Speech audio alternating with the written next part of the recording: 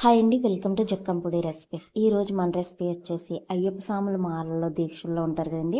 ఇప్పుడు చాలామంది భిక్ష పెట్టాలి అనుకునే వాళ్ళు ఉంటారు కదా. వాళ్ళు ఇలా పప్పు అనేది ప్రిపేర్ చేయాలి అనుకున్నప్పుడు చాలా ఎక్కువ టైం పట్టేస్తుంది కదా. కానీ 10 నిమిషాల్లో పప్పు అనేది ఎలా రెడీ చేసుకోవాలి, అలాగే ఉల్లి వెల్లుల్లి చింతపండు టమాటాలు కూడా లేకోకుండా ఈజీగా 10 నిమిషాల్లో అయిపోయే పప్పు రెసిపీ అనేది ఈరోజు మీకు ఈ వీడియోలో చూపించబోతున్నాను. ఒక కుక్కర్ గిన్నె తీసుకొని అందులో కందిపప్పు వచ్చేసి 1 కప్పు వరకు తీసుకోండి. మీరు పెసరపప్పు అయినా తీసుకోవచ్చు. నేనైతే ఇక్కడ కందిపప్పు అనేది తీసుకున్నాను. ఇప్పుడు ఇందులో వాటర్ పోసుకొని ఒక 4-5 సార్లు కడిగేద్దాం. భిక్ష పెట్టాలి అనుకునేవారు ఈజీగా ఈ పప్పు అనేది రెడీ చేశారంటే మీకు టైము తక్కువ అవుతుంది, ఖర్చు కూడా అస్సలు ఉండదండి. ఇప్పుడు ఈ వాటర్ మొత్తాన్ని కూడా వంపేసి మరలా వేరొక వాటర్ పోసుకొని కప్పు కొలతల్లో కాకుండా ఈ కొలతలో మీరు ట్రై చేశారంటే మనకు పప్పు అనేది పొంగకుండా కరెక్ట్గా వాటర్ అనేది సరిపోతుంది. ఇదిగోండి, ఇలా మజ్జి వేళ్ళ వరకు వాటర్ పోసుకొని ఇందులో ఒక 4-5 పచ్చిమిర్చి వరకు చీల్చి వేసుకోండి. సాల్ట్ వచ్చేసి 1 టీ స్పూను లేదా గల్లులుప్పు ఉంటే గల్లులుప్పు అయినా యాడ్ చేసుకోండి.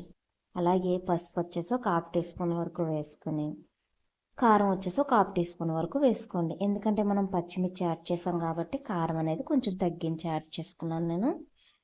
ఇప్పుడు మనం కుక్కర్ మూత పెట్టేసుకొని విజిల్ పెట్టి ఒక 7-8 విజిల్స్ వరకు వచ్చే వరకు కుక్ చేసుకోండి. లో ఫ్లేమ్లో పైన పెట్టి కుక్ చేసేసుకోవచ్చు. మనకు 10 నిమిషాల్లో ఈజీగా పప్పు అనేది రెడీ అయిపోతుంది. ఇలా కుక్కర్ పెట్టేసి నేను లో ఫ్లేమ్లో పెట్టేసి కుక్ చేస్తున్నానండి. ఒక 10 నిమిషాల తర్వాత పైన విజిల్ తీసిన తర్వాత ఆవిరి మొత్తం తీసిన తర్వాత అప్పుడు మీరు మూత అనేది తీయండి. ఇంకోండి, పప్పు అనేది మనకి ఇలా మెత్తగా కుక్ అయిపోతుంది అనమాట. నేను వేరొక బౌల్లోకి తీసేసుకున్నాను. ఇప్పుడు గ్యాస్ వెలిగించుకొని ఒక కళాయి పెట్టేసుకొని ఇందులో ఒక 2 టీ స్పూన్ల వరకు ఆయిల్ వేసుకోండి. ఈ ఆయిల్ కొంచెం హీట్ అయిన తర్వాత ఇందులో పచ్చిమిర్చి ఒక 2-3 చీల్చుకొని పక్కన పెట్టుకోండి. కరివేపాకు వచ్చి కొంచెం, పోపు దినుసులు వచ్చేసి కొంచెం, అలాగే జీలకర్ర వచ్చేసి ఒక 2 టీ స్పూన్ల వరకు తీసుకొని ఈ మొత్తం కూడా ఆ పోపులో వేసేయండి. ఇలా వేసేసి ఆయిల్లో ఈ పోపు మొత్తాన్ని కూడా బాగా ఫ్రై అవనివ్వండి. ఈ పోపు అనేది చక్కగా ఇలా దోరగా ఫ్రై చేసుకోండి. ఇలా ఫ్రై అయిపోయిన ఈ పోపుని ఇప్పుడు మనం ముందుగా కుక్ చేసి పక్కన పెట్టుకున్న పప్పు ఉంది కదండి, ఆ పప్పు పైన వేసేసి ఒకసారి కలిపేయండి. ఈ పప్పు అనేది మనకి కొంచెం చల్లారాలన్నమాట. మనం ఇందులో చింతపండు కానీ టమాటాలు కానీ ఏమీ యాడ్ చేయలేదు కదండి. కొంచెం మనకి పులుపు అనేది ఉండాలి కదా పప్పు అనేసరికి. ఆ పులుపు కోసం అని 2 నిమ్మకాయలు తీసుకొని కట్ చేసుకొని రసం తీసి పక్కన పెట్టుకోండి. ఈ పప్పు కొంచెం చల్లారిన తర్వాత ఇప్పుడు ఆ నిమ్మరసాన్ని ఇందులో యాడ్ చేసుకుందాము.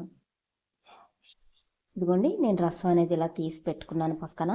మీకు పులుపు అనేది ఎంత పడుతుందో చూసి యాడ్ చేసుకోండి. నాకైతే రసం అనేది 2 నిమ్మకాయలకి ఇంత వచ్చిందనమాట. నేను సగం వరకు యాడ్ చేసుకున్నాను. అది సరిపోతుంది అంటే ఓకే, లేదు అంటే ఇంకొంచెం అనేది యాడ్ చేసుకోండి. ఇలా మొత్తం కూడా బాగా కలిపేసుకొని ఒక బౌల్లో సర్వ్ చేసుకోండి. అంతేనండి. ఎవరికన్నా భిక్ష పెట్టాలి అనుకున్నప్పుడు స్వాములకి ఈజీగా ఇలా పప్పు అనేది 10 నిమిషాల్లో రెడీ చేస్తారంటే మీకు టైము సేవ్ అవుతుంది, ఖర్చు కూడా చాలా తక్కువ, ఈజీగా అయిపోతుంది అనమాట. మనకి ఎక్కువ టైం పట్టేదల్లా పప్పు దగ్గరే కదా. ఇలా ఈజీగా సింపుల్గా పప్పు అనేది రెడీ చేసేసి మీరు కూడా ఎంజాయ్ చేయండి. మీకు కనుక నా వీడియో నచ్చినట్లయితే లైక్ చేసి మన ఛానల్ని ఫాలో చేసేయండి. Thank you for watching.